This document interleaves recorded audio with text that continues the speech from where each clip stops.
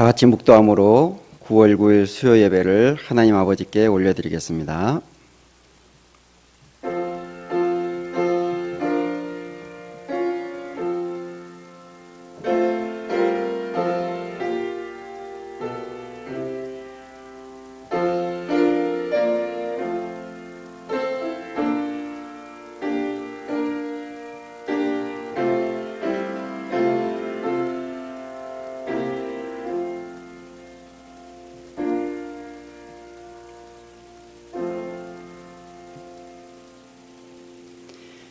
예수께서 그리스도이심을 믿는 자마다 하나님께로부터 난 자니 또한 낳으신 이를 사랑하는 자마다 그에게서 난 자를 사랑하느니라. 우리가 하나님을 사랑하고 그의 계명들을 지킬 때에 이로써 우리가 하나님의 자녀를 사랑하는 줄을 아느니라. 아멘. 다 같이 337장 찬양하겠습니다. 찬송가 337장입니다.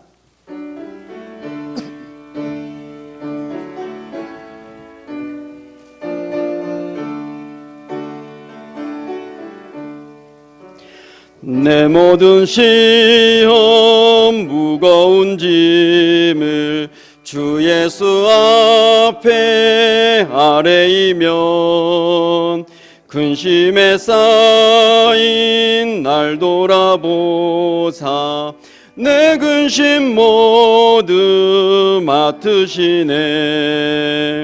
무거운 짐을 나 홀로 지고 견디다 못해 쓰러질 때 불쌍히 여겨 구원해 주리.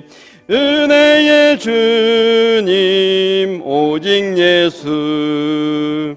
내 모든 괴로움 닥치는 환난 주 예수 앞에 아뢰이면 주께서 친히 날 구해 주사 넓으신 사랑 베푸시네. 무거운 짐을 나 홀로 지고 견디다 못해 쓰러질 때 불쌍히 여겨 구원해 주리.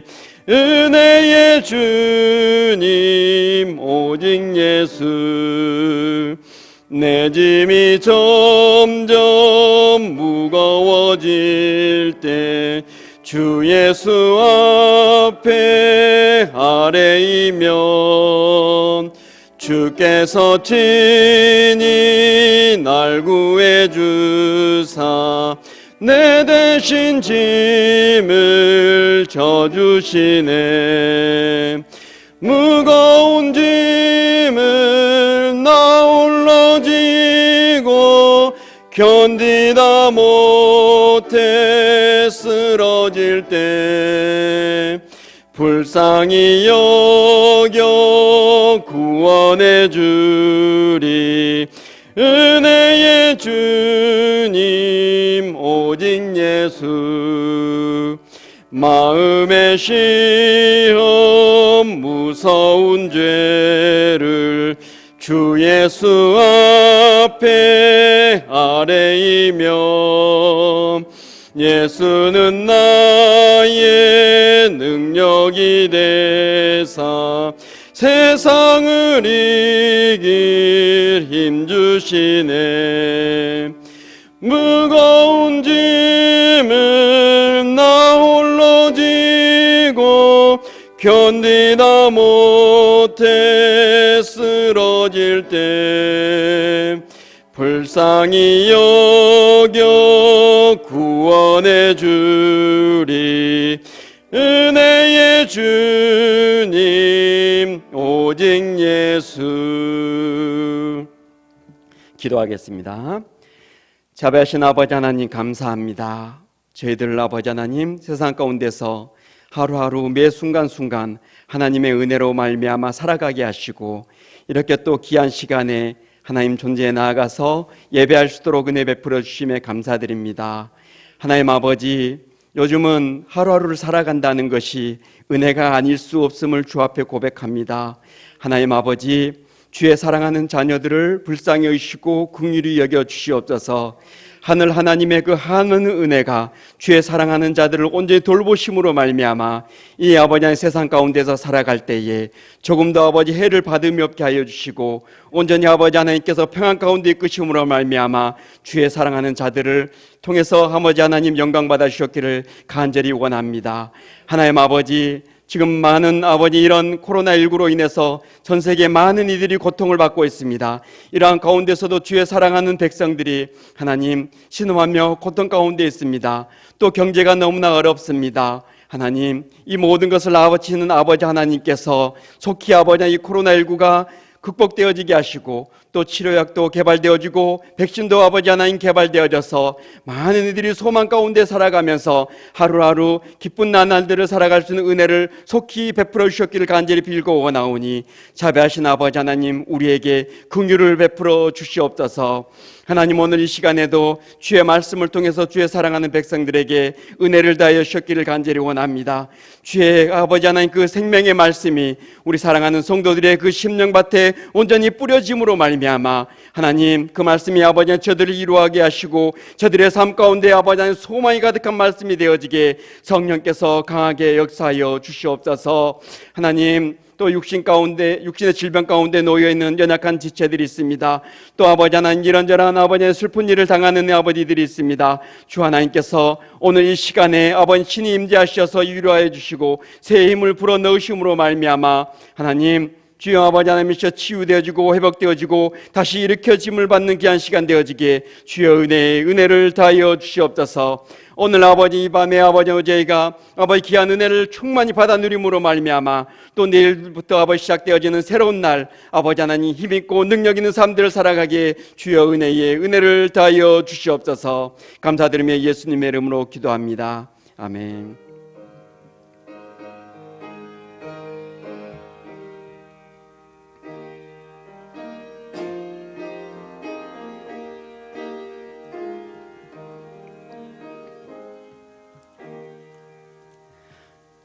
이 시간 우리에게 주시는 생명의 말씀은 마태복음 4장 1절에서 11절 말씀입니다.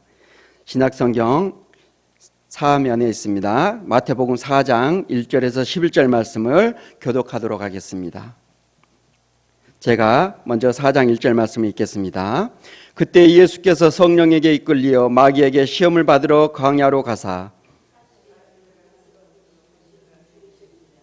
시험하는 자가 예수께 나와서 이르되 내가 만일 하나님의 아들이여든 명하여 이 돌들로 똑덩이가 되게 하라.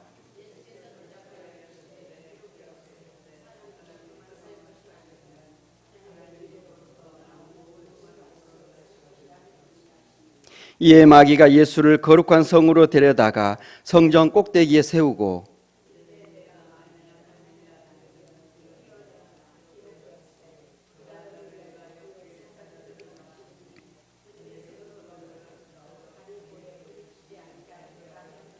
예수께서 이르시되 또 기록되었으되 주 너의 하나님을 시험하지 말라 하셨느니라 하시니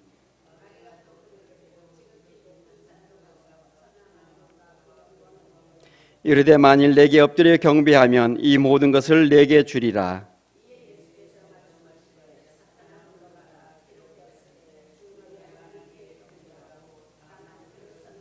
함께 읽겠습니다. 이에 마귀는 예수를 떠나고 천사들이 나와서 수종드니라. 아멘. 임찬배 목사님께서 세 가지 시험이라는 제목으로 말씀 전하실 때에 많은 은혜 받으시길 바랍니다.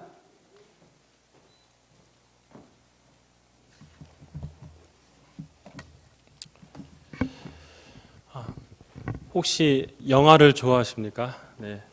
아마 요즘에 코로나 때문에 영화를 보기가 쉽지 않았을 텐데 제가 2016년도에 한 영화를 간략하게 본 적이 있습니다. 혹시 더 킹이란 영화, 바로 보시네. 더 킹이란 영화가 있습니다.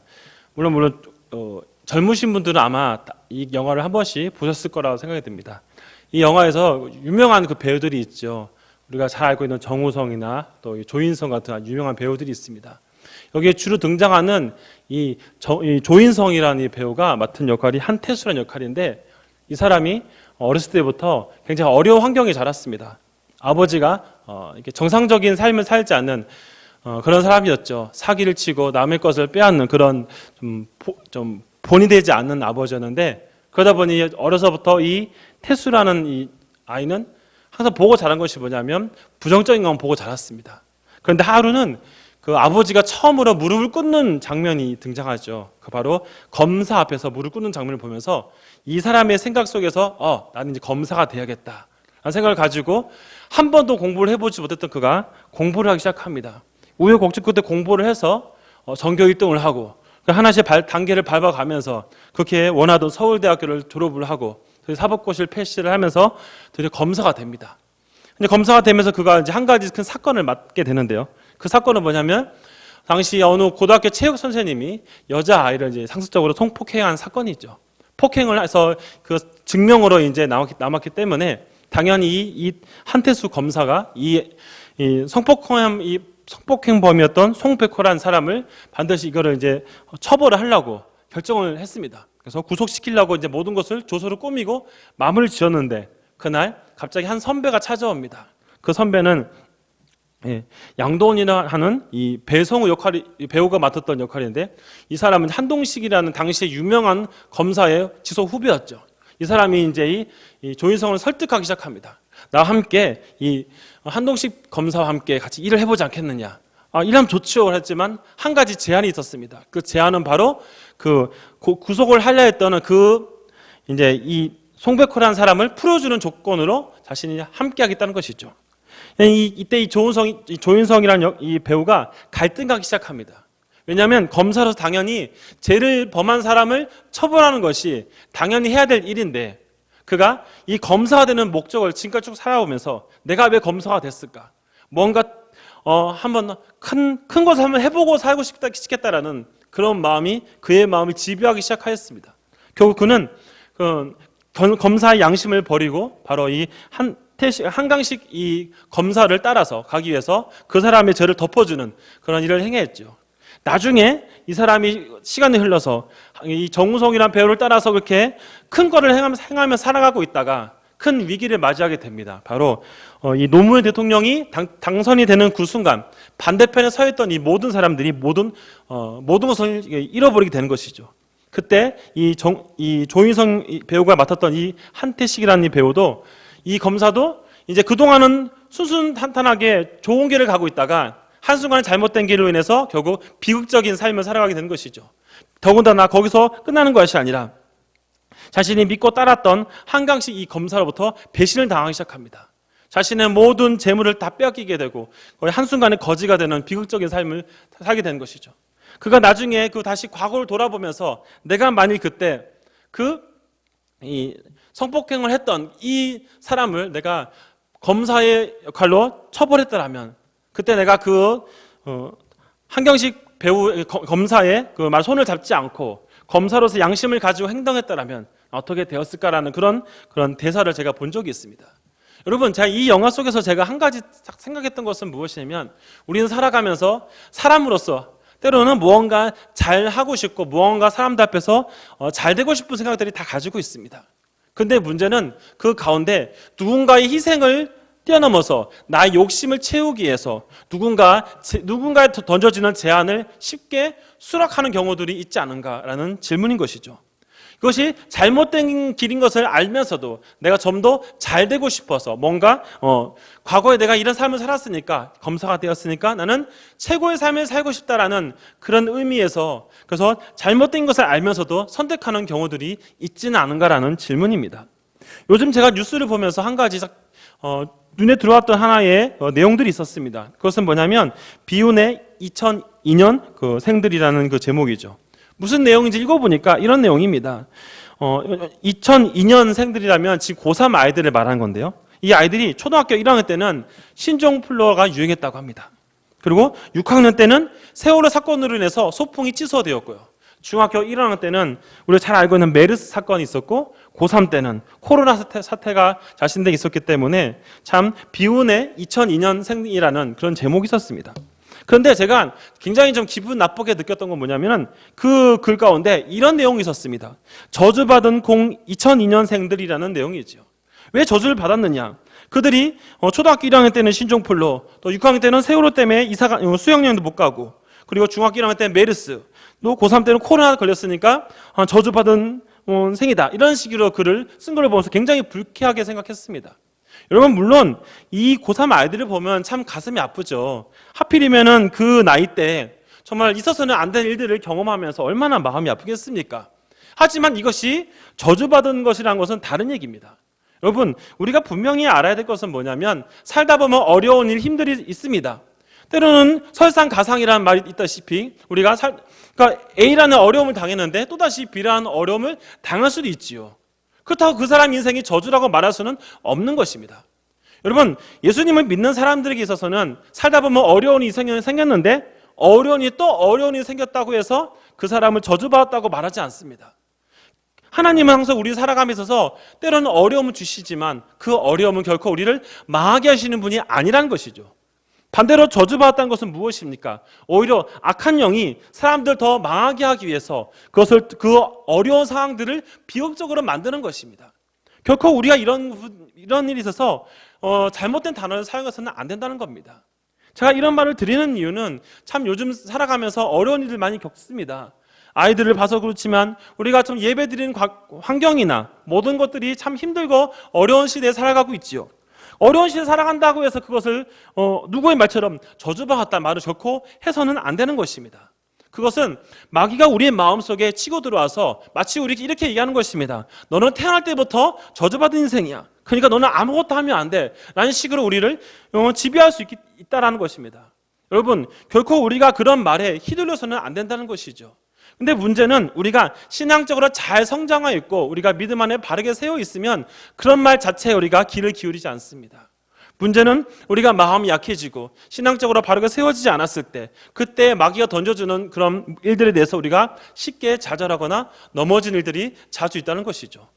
인터넷 글을 보면서 이런 글을 본 적이 있습니다. 2030 여성들의 자살 이런 내용들을 본 적이 있는데요.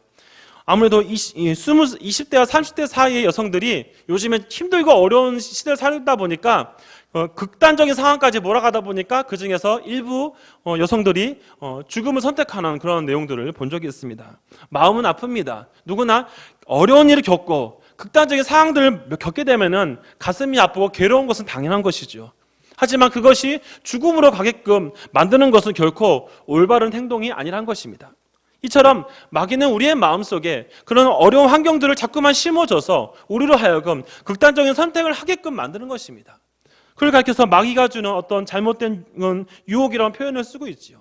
오늘 우리가 이 본문의 내용을 통해서 예수님이 이 마귀로부터 3가지 시험을 당하는 우리가 알고 있는 내용들을 통해서 우리가 그런 이 상황을 우리가 예수님은 어떻게 해결하셨는지를 살펴보면서 우리 삶을 돌아보고 점검하는 귀한 시간 되었으면 좋겠습니다. 우리가 시험이라는 단어를 많이 들어보지요. 아마 우리가 시험이라는 단어, 아마 세대별로 시험이라는 단어에 대해서 여러 가지로 견해 차이를 느끼실 것입니다. 시험 그러면 보통 우리가 알다시피 학교에서는 상급 학교에 지나가기 위해서 또 여러 가지 그동안 공부한 것을 점검하는 차원에서 측정하는 것이 시험입니다. 또 어떤 것을 증명하기 위해서 확인해보는 것도 시험이라고 하지요. 또는 국어사전을 보니까 또 사람들의 어떤 됨됨이를 확인하기 위해서 시험이라는 표현들을 사용하기도 합니다. 성경에서도 이 시험이라는 단어가 하나님에 의해서 또 마귀에서 다른 표현으로 사용되어집니다. 하나님이 사용하는 시험을 보통 우리 영어로 알다시피 테스트라는 표현을 쓰고 있습니다. 하나님이 사용한 시험은 바로 이것이죠. 하나님이 그 사람을 점검하고 확인하여서 그 사람이 더욱더 하나님의 사람답게 살아가는가를 점검하는 것입니다. 예를 들면은 우리 창세기 22장에 등장하는 아브라함이 예를 들 수 있습니다. 하나님이 아브라함에게 이삭을 바치라고 하시는 거죠. 그것은 목적이 무엇입니까? 진짜 이삭을 죽이려는 것이 목적이 아니라는 것이죠. 아브라함의 믿음을 확인하려 해서 아브라함의 믿음을 통해 더욱더 그를 세워나가려는 하나님의 모습을 볼 수 있습니다. 그렇기 때문에 하나님의 이 테스트와 하나님의 시험은 그 사람의 시험을 통해서 더욱더 하나님의 사람답게 아름다운 삶을 살 수 있도록 도와주는 역할을 하는 것이 하나님이 주시는 시험입니다. 하지만 마귀가 주는 시험, 영어로 템테이션이라고 하는데요. 이것은 하나님의 사람을 이 시험을 통하여서 더욱더 어렵게 만들고 그 끝은 절망으로 몰아간다는 것이 바로 마귀가 주는 시험입니다. 그러므로 오늘 그 예를 들면 바로 오늘 본문의 내용들이 바로 그런 것이죠. 다시 말해서 이 하나님 주신 시험과 마귀가 주는 시험을 정리하자면, 하나님은 시험을 통해 사람을 살리는 역할을 하시지만 마귀는 시험을 통해 사람을 죽이게 하는 역할을 한다는 것입니다. 그렇기 때문에 우리가 다시 한번 이 상황을 통해서 우리는 하나님 말씀을 의지하여서 마귀가 주는 시험을 이겨내며 하나님의 시험을 통해 더욱더 하나님 바라보는 우리 성도들이 되었으면 좋겠습니다. 오늘 본문 속에 등장하는 이 세 가지 시험 가운데 내용들을 참 많이 보시고 암송하시는 부분들이 많이 있습니다. 다시 한번 본문들을 살펴볼 건데요. 오늘 본문 속에서 등장하는 내용들을 볼 때 4장 1절에 보시면 예수님이 마귀에게 시험 당할 때 그때 예수님의 모습을 성경은 뭐라고 표현하냐면 광야로 가사라는 표현을 사용하고 있습니다. 광야라는 표현들을 제가 찾아보니까 광야는 이런 의미가 있습니다. 오늘 장소적으로는 의미도 있지만 그 해석에 있어서는 영적으로 고갈된 상태라는 의미가 담겨져 있습니다. 영적으로 고갈된 상태라는 것은 즉 빈틈이 보이고 흠이 있는 뭐 정도 문제점을 가지고 있는 의미가 담겨져 있는 것이죠. 당시 예수님의 이 모습들을 살펴보면 예수님은 지금 40일 금식 기도를 하시고 이 모든 걸 마치신 상태입니다. 육신적으로 많이 피곤하고 지쳐있는 상태이죠. 그때 성령께 이끌려서 주님께서 광야에서 시험을 받으셨다라고 기록하고 있는 것입니다. 더욱더 어렵고 절박한 상황에서 주님이 마귀의 시험을 받게 됐다는 것으로 성경은 시작을 합니다. 여기서 분명히 기억할 것은 성령에 이끌렸다는 표현들을 우리 살펴볼 때 예수님이 수동적으로 했다고 해서는 결코 아니란 것이죠. 하나님의 이 신론이라는 의미에서 삼위일체 하나님의 의미에서 우리가 분명히 이해해야 되는 것입니다. 하나님 스스로이신 하나님께서 성령의 인도하심에 따라 하였다 하지만 근본적으로 말하면 하나님 스스로 준비된 상태에서 마귀의 시험을 맞이하고 있다는 것을 우리가 먼저 이해를 해야 되는 것입니다. 이때 하나님께 이 준비 상태에서 마귀가 공격을 해옵니다. 하지만 우리가 항상 이 마귀의 시험을 살펴보면은 마귀는 항상 언제 사람을 공격을 하느냐, 빈틈이 있고 항상 허점이 있을 때 많은 그를 노리는 부분들을 볼 수 있습니다. 그래서 베드로전서 5장 8절은 이렇게 얘기합니다. 우리 화면 한번 보시고 같이 읽어보겠습니다. 시작. 근신하라 깨어라 너희 대적 마귀가 우는 사자같이 두루 다니며 삼킬 자를 찾나니. 베드로전서 5장 8절에서 말한 것처럼 항상 주님께서 이 베드로전서를 통해서 말씀하신 것은 그거죠. 마귀는 우는 사자같이 삼킬 자를 찾는다는 것 말합니다. 그래서 깨어 있으라라고 말씀을 하고 있습니다. 영적으로 늘 민감한 상태에 살고 있어야 될 것을 분명하게 제시하고 있는 것이죠. 이 마귀가 이제 예수님께 첫 번째 질문을 던집니다. 그 질문의 내용 우리가 성경을 보시면 성경에 이렇게 얘기하고 있죠. 내가 만약 하나님의 아들이어든 돌을 가지고 떡을 만들어 보라라고 얘기를 하고 있습니다. 우리가 알고 첫 번째 질문입니다. 마귀가 첫 번째 이렇게 말하는 것은 지금 첫 번째 이 질문의 그 목적은 마귀가 이 질문을 통해서 예수님께서 하시는 일에 대해서 하나님께 복종한다는 그런 의미들을 뭔가 꺾어보겠다라는 의가 이 마귀에게 있어서 보여주고 있는 것입니다. 물론 마귀가 하는 행동 자체가 굉장히 어리석다는 것을 성경을 읽다 보면 우리가 분명히 이해할 수는 있습니다. 마귀가 이 첫 번째로 이 공격하는 것은 육신적으로 지금 피곤하고 지쳐있는 예수님의 상태를 보고 예수님을 공격해 온 것이죠.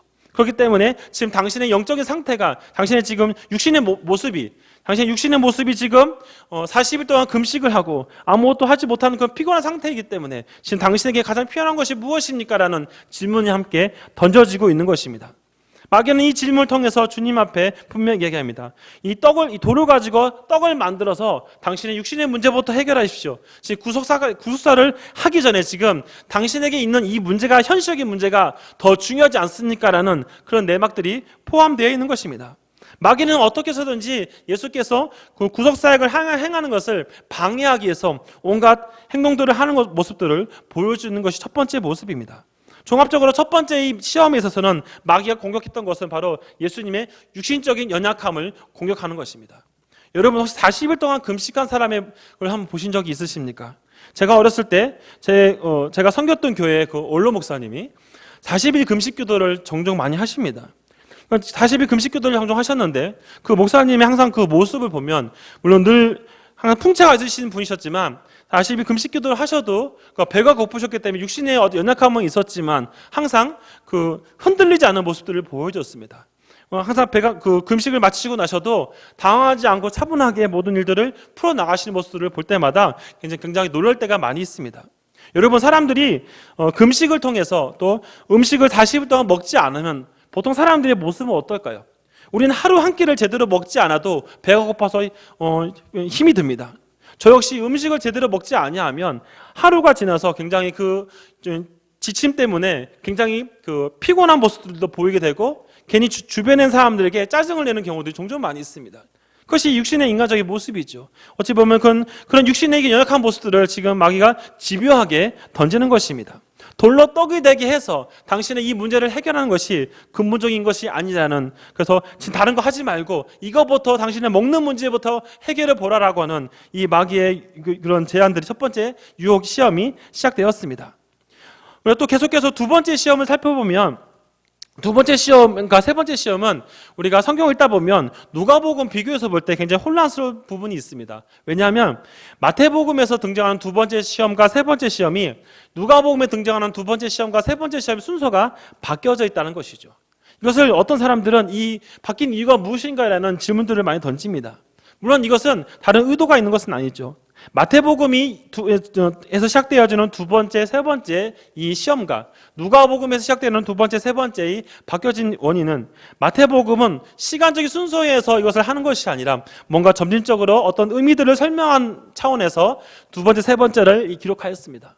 반면에 누가복음은 시간적인 차원에서 이렇게 하나씩 설명하였는데요. 그것은 이따가 예수님께서 신명기의 내용들을 근거했을 때, 신명기의 내용을 통해서 볼 때 우리가 시간적 내용들을 이해할 수 있습니다. 두 번째로 다시 한번 이 마귀가 던지는 질문들은 바로 이것이죠.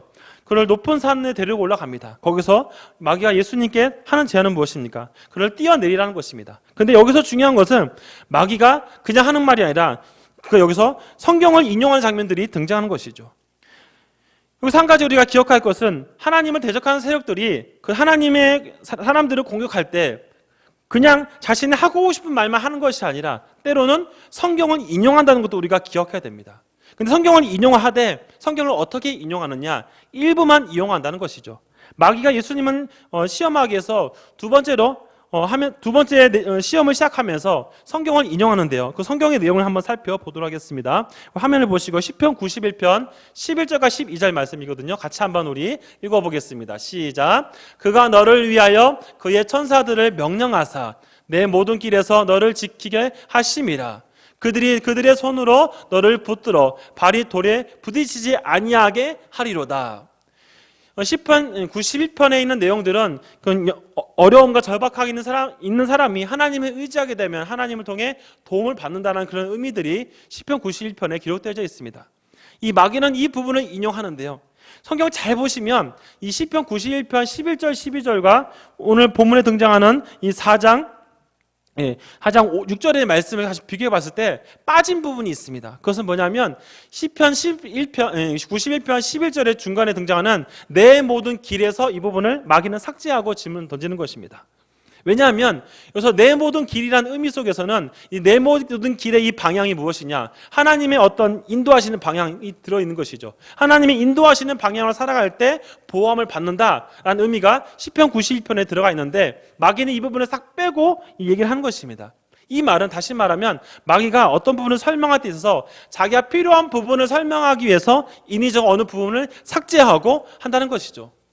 어떻게 보면 어떤 사람이 논문을 쓰는 과정 가운데 논문을 인용할 때 어떤 부분을 인용하는 데 있어서 잘못된 부분을 인용하거나 그런 것과 똑같은 부분입니다. 부정적인 방법을 사용했던 것과 같은 부분이죠.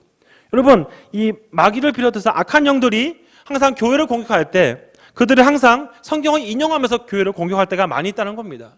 대표적인 예가 이것이죠. 여러분, 신천지들과 논쟁을 해본 적 있으십니까? 예전에 제가 전도사 시절 때 있던 교회에서 신천지 한 분이 이제 교회에 와서 교회를 어지럽힌 적이 있었는데, 그분이 성경에 있는 내용들을 인용해 가면서 막 사람들을 선동하는 그런 장면들이 있었습니다. 그때 성교동 담임 목사님이 성경을 맞받아치면서 그 사람을 더 이상 말로 하지 못하게 반박하는 그런 부분들을 보았습니다. 그 내용들은 그것이었습니다. 신천지가 주로 사용했던 인용구들이 바로 예레미야 37장에 등장하는 씨 표현의 비유인데요. 그것을 마태복음 13장에 등장하는 네 가지 씨 비유와 연기시켜서 설명을 합니다. 그런데 문제는 그 설명하는 가운데 원문에서 말하는 의미를 전혀 이해하지 않고 그냥 C라는 표현을 그냥 자기가 필요에 따라서 인용해가지고 설명을 하는 거예요. 근데 문제는 성도들이 제대로 성경 공부가 되어 있지 않다 보니까 하나님을 잘 알지 못하니까 그 사람이 말하는 것을 그냥 미혹되는 부분들을 보게 되었습니다. 담임 목사님은 그걸 갖고 성경 가지고 분명히 해석하면서 잘못됐다는 것을 분명히 막아주었기 때문에 그나마 성도들이 깨닫고 그 사람을 내쫓는 장면이 있었는데요. 이처럼 악한 영은 항상 성경을 인용하면서 자신이 필요한 부분을 그럴듯하게 한다는 것을 우리가 절대 속아서는 안 된다는 것입니다. 두 번째로 마귀가 예수님을 공격하는 시험은 바로 정식적인 부분들을 공격하는 것입니다. 어떤 성경의 내용들을 인용해서 성경이 이런 게 있으니까 한번 해봐라 라는 식으로 예수님을 이렇게 끌어당기는 것이죠. 하지만 주님께서는 이런 부분도 결코 쉽게 끌려가지 않는 모습들을 볼 수 있습니다. 우리가 분명히 기억해야 될 것은 마귀는 교묘하기 때문에 때로는 성경을 굉장히 그럴듯하게 해서 우리에게 다가올 수 있다는 것도 분명히 기억해야 된다는 것입니다. 두 번째 시험을 끝낸 이 마귀는 세 번째 시험에 다시 한번 예수님을 공격하는데요. 세 번째 시험에 있어서는 마귀가 하는 것은 그가 천하만국을 예수님께 보여줍니다. 보여주면서 하는 그 모든 행동 가운데 이 세 번째의 목적은 그것이죠. 영적인 부분에서 종교적인 차원에서 예수님을 공격하는 것입니다. 세 번째가 무엇입니까? 자신에게 절을 하면 이 모든 것을 다 주겠다는 것이죠. 지금 예수님은 40일 금식을 마치시고 모든 것을 다 마친 상태였는데 예수님으로 하여금 창조해 주신 주님에게 지금 피조물인 이 마귀가 자신에게 절을 하면 모든 걸 주겠다는 겁니다. 자신에게 절 한 번만 해봐라. 그럼 너에게 이 모든 거 다 줄 테니까 다 해봐라는 식으로 하면서 예수님을 시험하는 세 번째 장면들을 보게 되는 것이죠. 여기서 이 광경들을 통해서 예수님은 이것들을 어떻게 행동으로 반박하셨는가? 예수님 역시 이 마귀의 시험에 대해서 성경으로 반박하는 장면들을 볼 수 있습니다. 성경으로 반박하는 장면들을 한번 살펴볼 건데요. 첫 번째 시험에서 반박한 내용들은 우리 PPT 화면을 보겠습니다. 신명기 8장 3절 말씀인데요. 신명기 3장 8절 말씀 한번 보여주시고요. 네, 구약 성경 한번 지금 PPT가 지금 멈췄네요. 우리 구약 성경 한번 찾아보겠습니다. PPT 신명기 8장 3절 말씀 한번 우리 신강께서 제가 읽어드리겠습니다. 신명기 8장 3절 말씀입니다. 너를 낮추시고 너를 줄이시게 하시며 또 너도 알지 못하며 내 조상들도 알지 못하던 만나를 내게 먹이신 것은 사람이 떡으로만 사는 것이 아니요 여호와 입에서 나오는 모든 말씀으로 사는 줄을 내가 알게 하려 하심이라 라고 신명기 8장 3절 말씀에 기록되어져 있습니다. 즉 예수님께서는 이 말씀을 오늘 마태복음 우리 4장 말씀에서도 동일하게 인용하고 있는 것이죠. 4장 4절 끝에 보면은 하나님의 입으로 나오는 모든 말씀을 산다라고 말씀하고 있습니다. 즉 사람이 떡으로만 사는 것이 아니요 오직 하나님의 입으로 나오는 말씀으로 산다. 신명기 8장 3절의 말씀을 인용하시는데요. 신명기 8장 3절 말씀은 하나님께서 이스라엘 백성들에게 그들이 가나안 땅을 인도하는 과정 가운데 그들에게 먹을 것이 없는 그들에게 매일매일 주신 것이 있습니다. 그것이 바로 3절에 등장하는 만나죠. 만나를 매일매일 그들에게 공급하십니다. 공급하시면서 하시는 말씀이 뭐냐면 그날 주신 건 그날 다 먹으라는 것이죠. 그날 남기지 말고 다 먹으라는 것입니다. 그 다음 날은 그 다음 날 것으로 생각하고 매일매일 그 필요한 것을 채우라는 것입니다. 사람들 가운데 이런 사람도 있습니다. 혹시 하나님 내일 안 주시면 어떡하지? 그래서 많이 얻어가지고 남겨둡니다. 근데 성경은 어떻게 기록하고 있습니까? 먹고 남은 것은 그 다음에 보니까 다 썩어서 먹을 수 없게 된 것이죠. 다만 6일째 안식일을 기억해서 7일째 되는 날을 위해서는 이틀치를 모아서 먹게끔 하시고 나머지는 매일매일 그날 주시는 만나를 먹게 하시는 겁니다. 즉 주님께서는 이 말씀을 통해 이런 만나를 하나님의 말씀에 의해서 주어지는 거기 때문에 결국 돌이 떡에 대해서 먹든 안 먹든 그것보다 더 중요한 것은 하나님 말씀을 더욱더 의지하고 살아가느냐 살지 않느냐가 더욱더 중요하다는 것을 얘기합니다. 육신의 삶에 있어서 먹는 것 중요하지만 먹는 것을 이끌어 가시는 하나님의 말씀이 없다면 먹는 것 자체가 아무런 의미가 없다는 것으로서 주님께 첫 번째로 반박하시는 모습을 볼 수 있는 것이죠. 두 번째로 주님이 반박하시는 장면은 신명기 6장 16절 말씀입니다. 같이 화면에 보시고 같이 한번 읽어보겠습니다. 시작. 너희가 마사에서 시험한 것 같이 너희 하나님 여호와를 시험하지 말고. 자, 이 말씀은 출애굽기 17장 1절에서 7절에 있는 말씀의 내용을 또 설명하고 있습니다. 무슨 말이냐면 마사에서 어떤 일이 있었냐면 이 이스라엘 백성들이 목이 말라 이제 물이 필요한 상태에 있었습니다. 보통 목이 마르면 하나님께 기도해서 물을 달라고 하면 깔끔하게 끝날 문제이지만 이들이 물이 없음에 대해 불평하고 원망합니다. 결국 하나님께서 모세를 통해 물을 주셨죠. 하지만 이 17장 출애굽기 17장 7절 후반부에 보니까 이런 구절이 있었습니다. 그들이 하나님을 시험하여 여호와께서 우리 중에 계신가 아닌가를 그들이 확인하려 했다라는 내용들이 있습니다. 이 말이 무엇이냐면 그들은 물이 좀 필요한데 하나님 물 주십시오 라고 물 주심을 믿습니다 끝나는 것이 아니라 물 주나 안 주나 하나님을 시험하고 테스트하는 것이죠. 이 공동 번역에서는 이것을 시험이라는 표현을 떠보다라는 의미가 담겨져 있습니다. 그러니까 주님이 하나님께서 우리를 여기까지 인도하긴 했는데 우리가 목마른다 했을 때 우리가 물을 주시는지 안 주시는지 주는지 믿음으로 받아들이면 될 것인데 이들은 안 주면 어떡하나 하는 식으로 하나님에 대한 뭔가 부신앙적인 모습들을 담고 있다는 것이죠. 그것을 인용하면서 이 예수님은 얘기하는 것입니다. 그 6장 16절 말씀을 인용하면서 오늘 본문 속에 7절에 등장하는 이 본문 속에서 하나님을 시험하지 말라라는 표현을 인용하고 있는 것이죠. 하나님을 떠보지 말라. 하나님에 대해서 어떤 잘못된 말도 하지 말라는 것이죠. 하나님은 이스라엘 백성들에게 필요한 것들을 채우시는 분이시지 뭔가 시험거리 되시는 분이 아니라는 것, 뭔가 떠봐서 그분을 뭔가 떨어뜨리려 하는 그런 존재가 아니라는 것을 마귀에게 분명하게 예수님이 제시하고 있는 것입니다. 세 번째로 주님께서 마귀의 시험에 대해서는 주님 이렇게 또 반박하고 있습니다. 신명기 6장 13절 말씀인데요. 화면을 보시고 같이 한번 읽어보겠습니다. 시작. 내 하나님 여호와를 경외하며 그를 섬기며 그의 이름으로 맹세할 것이니라. 오늘 본문 10절에서도 주님께서 이렇게 얘기하고 계시죠. 사단이 물러가라 하시면서 하셨던 말씀이 무엇이냐면 하나님을 경배하고 그를 섬기라라고 말씀하고 있는 것입니다. 우리가 어떤 상황이 있다 할지라도 내가 우리 하나님 백성들에게 분명히 제시하고 있는 것은 하나님의 사람들이 반드시 잊지 말아야 될 것은 오직 하나님을 경가하고 그만 섬겨야 될 것에 대해서 분명히 제시하고 있는 것입니다. 아무리 마귀가 온갖 환상들을 보여주면서 이것을 줄 테니까 나에게 절해라 이런 말했을 때 주님께서 분명한 모범을 보여주시는 것이죠. 마귀는 떠나라는 것입니다. 왜냐하면 우리가 섬길 대상은 네가 아니라 바로 만군의 하나님이라는 사실을 주님께서 다시 한번 그에게 보여주는 장면이 신명기의 말씀을 인용하면서 주님께서 설명하고 있는 것입니다. 오늘 본문 속에서 주님이 이 마귀의 세 가지 시험을 성경을 통해 반박하시고 또 여러 가지 설명하신 장면들이 기록되어져 있습니다. 이걸 통해서 우리가 한번 이 말씀을 통해 우리 삶을 한번 정리해 보고자 하는 것이죠. 우리 삶을 살아가면서 많은 어려움들, 끊임없이 마귀가 던져주는 유혹들이 있습니다. 마귀가 주는 큰 유혹이 무엇일까요? 그리스도인들에게서 가장 큰 방해 요소는 무엇입니까? 바로 하나님과 만나면 어떻게 해서든지 끊어버리려고 하는 것입니다.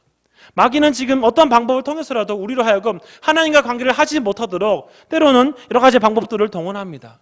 문제는 우리 이런 상황에 대해서 우리는 어떻게 반응해야 되냐라는 것이죠. 비록 우리가 어쩔 수 없이 비대면 예배를 드리고 있습니다. 여러 가지 우리가 또 교회에서 더 끼치기 위해서 여러 가지 섬김의 모습을 보여주기 위해서 비대면 예배를 하고 있습니다. 하지만 우리가 놓지 말아야 될 것은 무엇이냐? 그것은 바로 하나님과 관계는 어떻게 해서든지 끊어지지 않게 붙잡고 있어야 되는 것입니다. 가정 예배, 우리가 공적인 예배가 잠시 어려워졌다. 그럼 어떻게 될까요? 가정에서도 예배를 드려줘야 되는 것이죠. 하나님께서 끊임없이 하나님과의 관계를 우리가 지속적으로 하기 위해서 몸부림치는 쳐야지만이 마귀가 주는 그 어떤 시험도 우리가 이겨낼 수 있는 것입니다. 이런 마귀라는 단어의 의미를 살펴보니까 참수하는 자, 이 살인자라는 의미가 담겨져 있습니다. 그런 처음부터 그 단어 의미 속에서 이미 하나님과 우리 사이를 이간질하기 위해서 몸부림치는 존재입니다. 그는 어떻게든지 하나님 앞에 우리가 나아가지 못하게 하기 위해서 여러 가지 방법들을 동원하죠. 사람들에게 이런 환경을 주어서 넌 이런 환경이니까 예배하면 안 돼. 네가 예배했다가는 많은 사람들이 너를 향해서 돌을 던질지 모를 거야. 이런 사람을 협박할 때가 있습니다. 여러분 요즘에 교회가 참 여러 가지 문제로 인해서 비난을 받고 있지요. 여기에 마귀가 틈탈 수 있다는 겁니다. 이렇게 교회가 마치 잘못된 존재로 사람들이 인식시켜서 교회 가면 마치 범죄자인 것처럼 만들어가는 그것이 마귀가 하는 방법 중에 한 가지입니다. 우리가 그런 상황 속에서 우리가 미혹되지 않기 위해서 흔들리지 않기 위해서 우리가 어떻게 해야 되는 겁니까? 주님이 하신 것처럼 더욱더 말씀 앞에 붙잡아야 되고 주님과의 관계를 붙잡기 위해서 몸부림쳐야 됩니다. 그렇게 해서 우리가 첫 번째로 우리가 결단하고 행동해야 될 것은 바로 항상 우리 마음속에 말씀에 대한 갈급함을 끝까지 붙잡아야 되는 것이죠. 우리가 여러 가지 상황 가운데 어려워도 우리가 말씀을 읽는 시간을 갖는 것에 대해서 게을리 여겨서는 안 된다는 것입니다. 물론 우리가 녹음을 하고 또 교육부서에서 실시간으로 여러 가지 예배를 드리고 있습니다. 하지만 그것만 가지고는 부족합니다. 우리가 가정에서 드려지는 끊임없는 말씀의 시간들이 성도들에게 필요하다는 것이죠. 가장 제가 이 비대면 예배를 드리면서 가장 어렵고 또 걱정되는 것은 바로 그것입니다. 가끔 교구별로 또 어르신들을 전화 신방을 하다 보면 대부분이 영상 예배를 못 드립니다.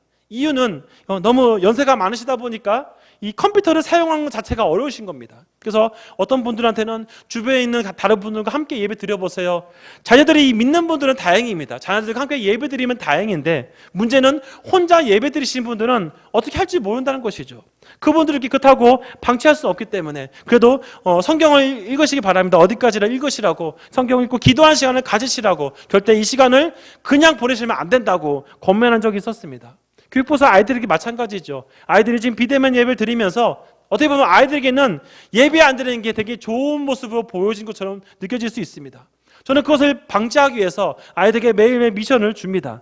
성경을 읽고 여러 가지 하는 모습들을 이렇게 때로는 사진도 찍고 하도록 이렇게 부탁을 합니다. 그런 것들이 단순히 보여주기 위해서 하는 것은 아니지요. 아이들을 하여금 이 비대면 예배 시간을 할지라도 끊임없이 하나님과 관계를 놓치지 않게 하려고 하는 것입니다. 지금 상황 굉장히 어려운 시기이기 때문에 어려울수록 더욱더 우리가 붙잡아야 될 것이 무엇이냐. 하나님 말씀이 없으면, 성령의 인도하심에 따라 살아가지 않냐면 우리의 소망이 없다는 것을 주님께서 말씀을 통해 보여주는 것입니다. 육신의 어려움, 배고픔의 그 힘든 부분, 왜 그것이 우리가 필요하지 않겠습니까? 육신적인 어려움을 공격하는 마귀를 하여금 하나님이 떡으로만 사는 것이 아니라 하나님의 말씀을 산다고 던지시는 그 메시지가 우리 성도들의 마음속 깊이 새겨지기를 간절히 바랍니다. 하나님 말씀이 있으면 마귀가 어떻게 우리를 공격한다 할지라도 쳐낼 수 있는 것입니다. 네가 아무리 우리 고3 아이들이 저주받다 할지라도 우리 저주받지 않았어. 왜? 이런 상황이 어려워도 하나님 우리를 살아갈 수 있는 방법을 주실 거야라고, 하나님이 은혜를 주실 거야라는 믿음으로 결단하는 것입니다. 말씀으로 준비된 아이들, 말씀으로 준비된 성도들은 그런 유혹 속에서, 절망 속에서도 결코 낙심하지 아니하고 좌절하지 아니한다는 것입니다. 그러므로 우리가 삶 가운데 끊임없이 말씀과 함께하고 성령의 인도하심을 달라고 기도하는 시간들을 매일매일 가져야 됩니다. 두 번째로 기억해야 될 것은 하나님을 오해하거나 하나님에 대해서 우리가 잘못 생각해서는 안 된다는 것이죠. 마치 믿음이 약하신 분들 가운데 환경이 어렵다 보니까 하나님은 나에게 왜 이렇게 하시냐, 하나님 나를 절망으로 몰아가시는 분이 아니냐라고 하실 그런 질문을 하신 분도 종종 있습니다. 그러나 다시 처음에 제가 말씀드린 것처럼 하나님이 주는 시험은 마귀가 주는 시험과 분명히 근본이 다릅니다. 하나님은 결코 우리를 망하게 하시는 분이 아니라는 것이죠. 하나님은 시험을 통해 우리를 하나님의 사람으로 살 수 있도록 도와주시는 분입니다. 반대로 마귀가 주는 시험이 바로 우리를 절망으로 몰아간다는 것이죠. 우리를 어려운 상황에 만들어서 우리를 죽게 만드는 것이 마귀가 주는 시험이라는 것을 우리가 기억해야 됩니다. 그렇기 때문에 이 환경 가운데서도 분명히 하나님이 피할 수 있는 길을 분명히 주신다. 하나님께서 도망갈 수 있는 길을 분명히, 헤쳐나갈 수 있는 길들을 분명히 주신다는 것을 우리에게 말씀하고 있는 것입니다. 그렇기 때문에 우리는 어떤 상황에서도 하나님을 오해해서는 안 됩니다. 하나님 우리를 지키시는 분이라 그 확신을 분명히 가지고 살아갈 때 우리는 이 위기들을 이겨낼 수 있습니다. 고린도전서 10장 13절 말씀이 있는데요. 같이 한번 화면을 보시고 읽어보겠습니다. 시작. 사람이 감당할 시험 밖에는 너희가 당할 것이 없나니 오직 하나님은 미쁘사 너희가 감당하지 못할 시험 당함을 허락하지 아니하시고 시험 당할지라면 또한 피할 길을 내사 너희로 능히 감당하게 하시느니라. 제가 처음 군에 입대했을 때 그때 군부대에서 주일 예배 드릴 때 이 말씀이었습니다. 지금도 잊지 못하는 그 목사님 이름도 지도자라는 목사님이셨는데 그 목사님이 저희들에게 이런 말씀했던 겁니다. 여러분 앞으로 어떤 자대로 간다 할지라도 두려워하지 말라는 겁니다. 하나님이 다 감당할 수 있는 일들만 허락하시기 때문에 그 상황 가운데 이길 수 있는 방법들을 주시니까 두려워하지 말고 하나님 인도하시 바라보고 이 군생활 잘 해라라는 그런 메시지를 준 적이 있습니다. 마찬가지입니다. 하나님은 우리가 이 코로나 사태를 통해서 단순히 우리를 절망으로 몰아가시는 것이 아니라 반드시 헤쳐나갈 수 있는 길도 주신다는 겁니다. 하나님은 오해해서는 안 되는 것이죠. 하나님이 나를 버리셨다고 그렇게 단정져서는 안 되는 것입니다. 그건 결코 하나님 주시는 마음이 아니라 마귀가 주는 마음이라는 것을 분명히 기억하시고 오늘도 하나님을 끝까지 의지하며 살아갈 수 있기를 간절히 바랍니다. 세 번째로 또 분명히 기억할 것은 어려움에서도 하나님 반드시 우리에게 상급을 주시는 분이시고 위로해 주시는 분이라는 겁니다. 세 번째 이 시험을 끝내고 나서 천사들이 와서 주님을 수종듭니다. 수종든다는 단어를 살펴보니까 이 실행하고 행동으로 옮긴다는 표현이 담겨져 있습니다. 즉, 이 천사들이 예수님을 보좌하면서 예수님을 위로하고 또 예수님을 섬기는 장면들이 등장하는 것이죠.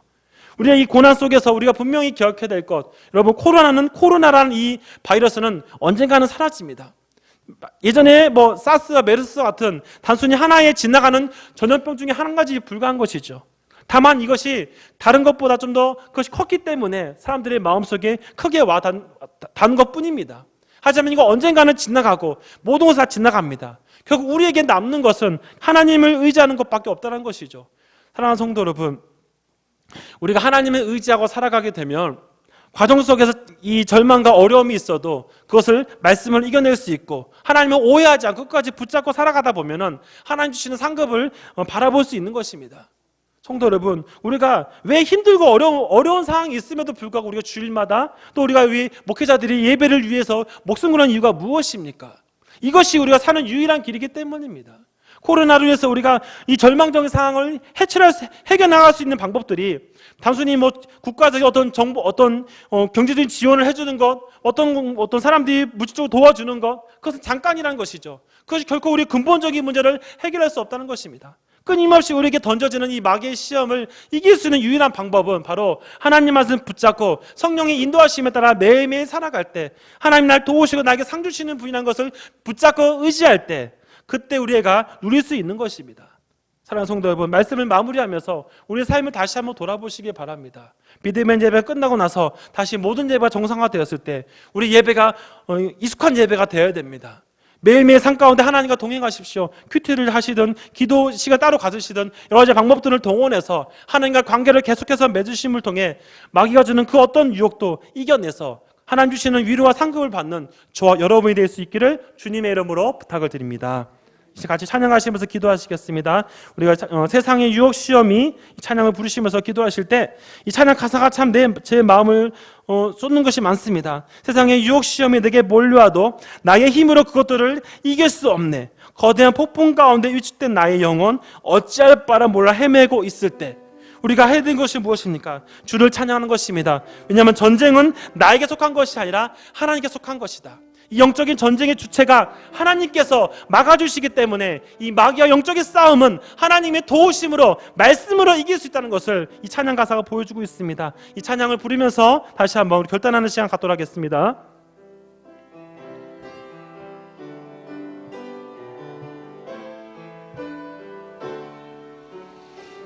세상의 유혹 시험이 내게 몰려올 때에 나의 힘으로 그것들 모두 이길 수 없네. 거대한 폭풍 가운데 위축된 나의 영혼 어찌할 바를 몰라 헤매이고 있을 땐 주를 찬양 손을 들고 찬양 전쟁은 나에겐 속한 것 아니네. 주를 찬양 손을 들고 찬양 전쟁은 하나님께 속한 것. 거짓과 속임수로 가득 찬 세상에서 거짓과 속임수로 가득 찬 세상에서 어디로 갈지 몰라 머뭇거리고 있네. 공중의 권세 잡은 자 지금도 우두를 실패와 절망으로 넘어뜨리려 하네. 손을 들고 찬양 전쟁은 나에게 속한 것 아니네. 주를 찬양 손을 들고 찬양 전쟁은 하나님께 속한 것. 우리 주위를 돌아보면서 주위를 둘러보면 아무도 없는들 믿음의 눈을 들면 보이는 분 계시네. 지금도 내 안에서 역사하고 계시는 사망과 어둠의 권세 물리치신 예수님 주를 찬양 주를 찬양 손을 들고 찬양 전쟁은 나에게 속한 것 아니네 주를 찬양 손을 들고 찬양 전쟁은 하나님께 속한 것이는 같이 이 시간 기도하겠습니다. 기도할 때 주님 우리가 말씀을 의지해서 우리의 힘이 아닌 하나님 말씀을 의지해서 성령의 인도하심에 따라 저 악한 영의 모든 유혹을 이겨내요 끝까지 주님 인도하심에 따라 하나님 원하시는 삶을 살아가는 우리의 믿음의 성도들 되게 해달라고 주여 한번 외치고 간절한 마음으로 기도하겠습니다. 주여 사랑이 많으신 하나님 아버지 간절히 기도합니다. 하나님 이 코로나라고 하는 이 어려움 속에서 하나님 때로는 우리가 많은 어려움을 겪고 있습니다. 성도들 가운데 우리 귀한 우리 어린 아이들 가운데 우리 입시를 준비하는 수험생들 가운데 많은 힘들고 어려운 삶을 겪고 있습니다. 그렇다고 할지라도 이것이 마귀에게 유혹을 받는 시간 되지 않게 하여 주시옵소서. 하나님 마귀는 우리의 마음을 절망으로 몰아가서 우리가 더 이상 하나님 말씀을 듣지 못하게 위해서 우리를 죽음의 나락으로 떨어뜨려 하기 위해서 우리를 위협하고 있습니다. 주여 우리가 그의 유혹에 넘어가지 아니하도록 그가 주는 저주에 빠지지 아니하도록 그까지 말씀을 붙잡게 하여 주시옵소서. 오늘 주님께서는 사람이 떡으로만 사는 것이 아니요 오직 하나님의 입에서 나오는 말씀으로 산다는 그 고백을 우리가 다시 한번 우리에게 하시고 있습니다. 하나님을 시험하지 말라 마귀를 떠나가라고 말씀하셨습니다. 주 너희 하나님만 섬기라고 말씀하셨습니다. 하나님 아버지 성도들의 마음속에 아무리 힘들고 어려워도 우리가 붙잡고 의지할 것은 오직 하나님 말씀밖에 없습니다. 성령께서 나를 인도하시 아니하시면 나의 힘과 나의 능력은 결코 마귀를 이길 수 없사오니 하나님 아버지 오늘 나의 삶을 지켜주셔서 나의 모든 것을 이끌어주셔서 성도들의 모든 삶을 지켜주셔서 오직 하나님의 말씀을 의지하며 끝까지 하나님과의 만남을 이어가여서 이 영적인 싸움에 이겨 하나님의 인도하심을 바라볼 수 있도록 도와주시옵소서. 하나님 아버지 간절히 간구하오니 주께서 역사하실 것을 믿습니다. 오늘 이 말씀 앞에 엎드립니다. 결단합니다. 우리 삶을 돌아보면서 비록 우리가 비대면 예배를 드린다 할지라도 예배 자리를 지키게 하시고 말씀으로 삶을 돌아보게 하시고 하나님을 오해하지 않게 해주시옵소서. 하나님이 지키심을 바라보며 살아가는 삶이 될 수 있도록 주께서 역사하셔서 오늘 찬양이 고백처럼 주님을 찬양하며 이 전쟁의 주권자가 하나님 것을 의지하여 주님만 바라보는 성도의 삶이 될 수 있도록 주께서 역사하여 주시옵소서.